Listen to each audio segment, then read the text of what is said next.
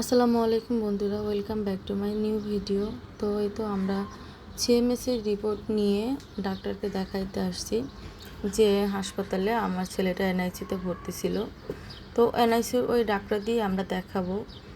আমার ছেলেটা এই হসপিটালে জন্মের পরপরই এনআইসিতে ছিল, প্রায় 5-6 দিনের মতোই ছিল। তো যাই হোক, এই সেই এনআইসিউ যেখানে আসলে আমার অনেক কষ্ট হয়, অনেক খারাপ লাগে। এখনও বুকের ভিতরটা কেমন জানি করে। এখনও আমি কি বলবো, ভাষায় প্রকাশ করার মতো না। আসলে যাদের বাচ্চা জন্মের পর বা এনআইসিতে ছিল, শুধু এই ফিলটা তারাই বুঝবে যে আসলে কেমন লাগে। তো যাই হোক, সেই দিনগুলি অনেক কষ্টের ছিল।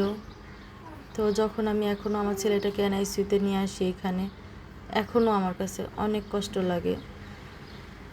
তো যাই হোক, এনআইসিউ ডাক্তারকে আমরা দেখাইছি।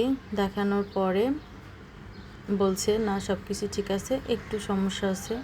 তো ওগুলি আর কি উনি আমাদেরকে টেস্ট আরও দিয়েছে দেখার জন্য মূলত কী হয়েছে। তো আমরা পরে আবার টেস্টগুলি করে নিয়ে আসব। তো যেহেতু ওনারা সব কিছু জানে, এনআইসিতে আমার ছোটো ছেলেটা ভর্তি ছিল, তো যার জন্য ওনাদেরকেই আমি দেখাই যে এনআইসিতে ওনার বাবুর যে হিস্টোরিটা, ওনাদের সব কিছু জানা।